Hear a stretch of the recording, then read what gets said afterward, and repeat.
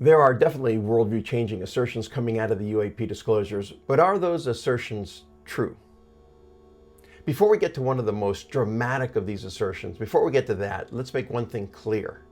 The UAP disclosures coming from the government are not proof that UAPs are real. I don't know about you, but I don't let the government tell me what's real. I don't let the government tell me what's good, what's moral, what's right, what's beautiful.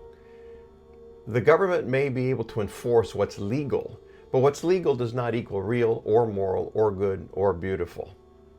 Every experiencer, and by experiencer I mean those who've had this kind of encounter, and I mentioned in my introductory video that I am both a skeptic and an experiencer. If you want to hear more about that, just let me know in the comments. But every experiencer and a lot of other people have already decided that UAPs are real, UFOs are real. We weren't waiting for the government to tell us that. So what's actually happening? Why all the excitement? Well, the excitement is because a lot of people suspect that the government knows more than it's been pretending to know. That pretense can no longer be sustained, and so now these things are coming from the margins into the mainstream, and there are hearings in Congress and it's all over the media. After all, the government has been investigating reports of unidentified aerial phenomenon for at least 75 years, and it's been collecting data all along. In just a moment, I want to show you a timeline to kind of put this whole thing in context. But before we get there, let's start at the beginning. The summer of 1947 is when it all begins. And when I say it all begins, I don't mean the human experience with unidentified flying objects, with unidentified aerial phenomenon. I mean the modern UFO era.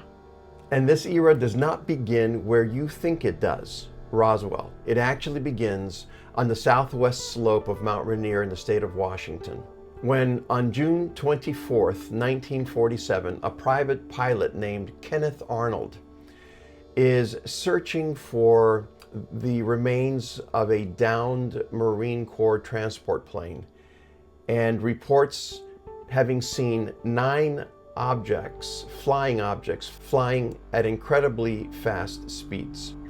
In subsequent interviews, Kenneth Arnold told reporters that these flying objects appeared like saucers skipping on water. And that's where the popular term flying saucers became a common way of speaking of unidentified flying objects, UFOs. 14 days later, Roswell happens.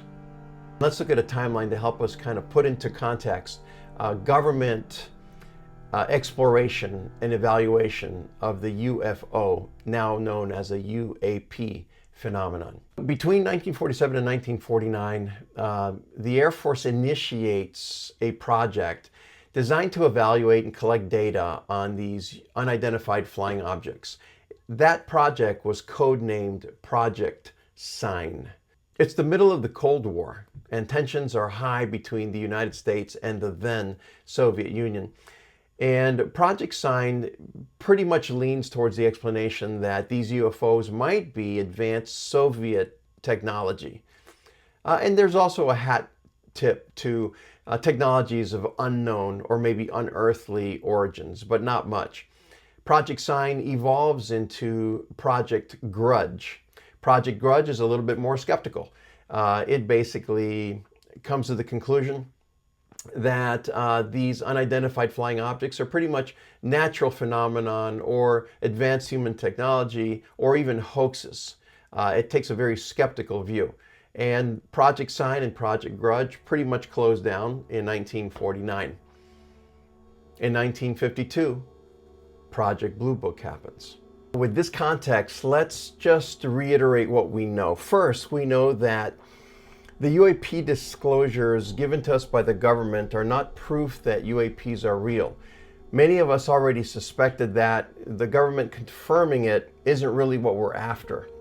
What many suspect is that the government may know things the public doesn't, and that's what we're after. So the first thing is that the government disclosure that the UAP phenomenon is real is not proof. It's just confirmation of what many of us already knew. It's not proof that they're real. Neither is it proof that they are extraterrestrial. That's a whole different thing. We can confirm and agree that the UAP phenomenon is real. In other words, there are things flying around that we can't explain. We don't know what they are. That does not prove that they're extraterrestrial. And then David Grusch happened.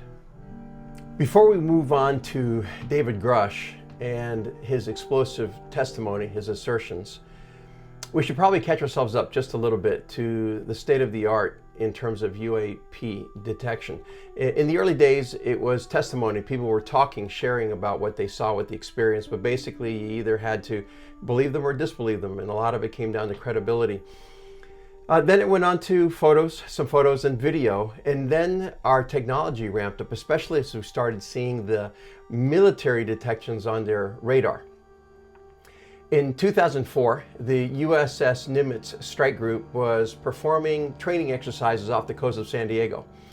Part of that group, the USS Princeton, detected on its radar an object 80,000 feet in the air, which is basically space, and it dropped down in seconds to 20,000 feet. So the USS Nimitz strike group scrambled 3 FA-18 Super Hornets, and David Fravor, Alex Dietrich, and Chad Underwood piloted those 3 fighter jets. All of them got a visual on the object, and Chad Underwood actually caught it on his forward-facing camera off of his F-18 Super Hornet. And that's the video that's become, one of the videos that's become so popular, so famous. The technology from testimony to photo to video to now radar detection to being caught by video on fighter jets to the credible testimony of Navy pilots. And so basically the evidence has been ramping up in terms of its credibility. That was in 2004. That story did not become publicly available until the New York Times broke that story in 2017, 13 years later. So in the meantime though, different whistleblowers emerged onto the scene. One of those whistleblowers is David Grusch. Do you believe that our government is in possession of UAPs? Absolutely, based on interviewing over 40 witnesses over 4 years. I know the exact locations. A whistleblower who formerly worked on the Defense Department's UAP task force, David Grusch, claims he was denied access to information on a government UFO crash retrieval program, something the Pentagon disputes. Biologics came with some of these recoveries. Were they, I guess, human or non-human biologics? Non-human, and that was the assessment of people with direct knowledge on the program I talked to. The reason David Grusch matters at this point is because we've been talking about how government disclosure of the UAP phenomenon does not prove anything other than the government confirming that which most of us have already known. The second thing is that the UAP disclosure on the part of the government does not prove that those UAPs, the UFOs, are extraterrestrial. It only confirms that there are things flying around and we don't know what they are. Now, this whistleblower testimony by David Grusch brings a new piece onto the table because he asserts that in his research he has uncovered that the government has sequestered not only extraterrestrial craft, but biologics, that is, extraterrestrial creatures. So here's the point, really, of this entire video. When you hear that kind of testimony, what you hear depends on what you bring to it. For example, a person who believes that the universe is so vast and there are so many galaxies and so many stars and so many planets, Earth-like planets with water, that surely there's got to be extraterrestrial life. And now you hear David Grusch and his testimony that there are extraterrestrial biologics and craft that are being studied and reverse engineered by the government.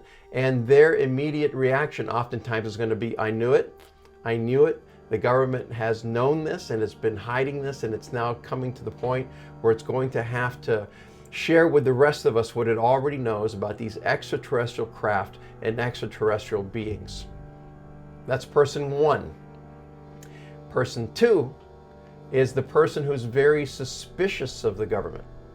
They are aware of the fact that the government has conducted historically psyops, psychological operations designed to fool the American public. And this is not unique to America or to the United States of America. I'm sure that every government has at some point or another sought to mislead its population. Here's a short list of some of the ways that the United States government has sought to mislead people. Now that person, when he hears David Grush give testimony, they put it all together. A former intelligence agent. What has he been trained to do? He's been trained to mislead, to conceal, to keep secrets. And now he is definitely a part of another psyop, another attempt to mislead the American people, to mislead the world. After all, he says he's a whistleblower. And yet when he's questioned in Congress, he says, oh yeah, those are not things that I can talk about publicly. Maybe we can enter a SCIF, which is a highly secure space in which top secret items can be discussed. Yeah, but you're a whistleblower. That's what whistleblowers do. They discuss secret things and make them known so that action can be taken. And so person two says, this is just another psyop.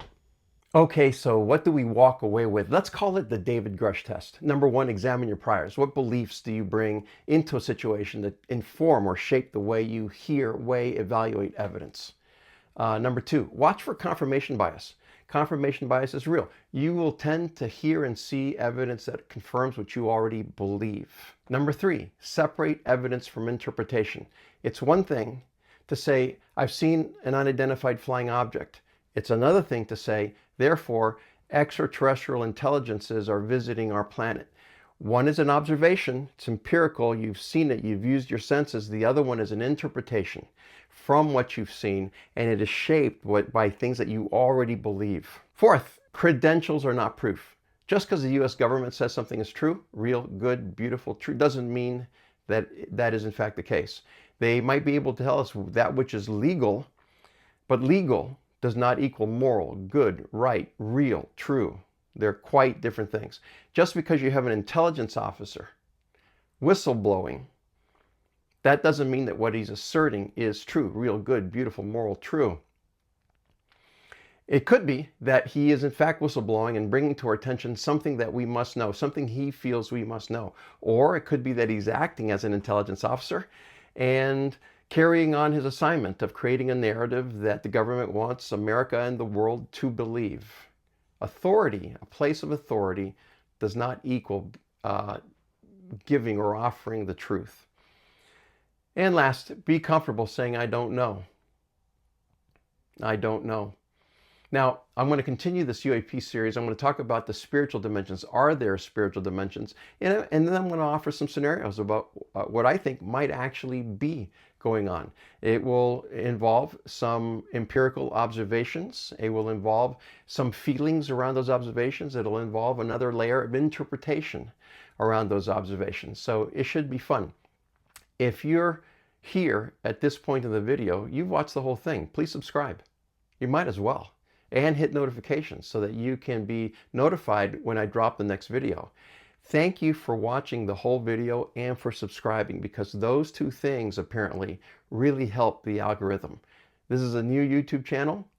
It's not dedicated to unidentified anomalous phenomenon. It's identified to the structures of meaning, the edges of reality. So welcome aboard, and see you next time.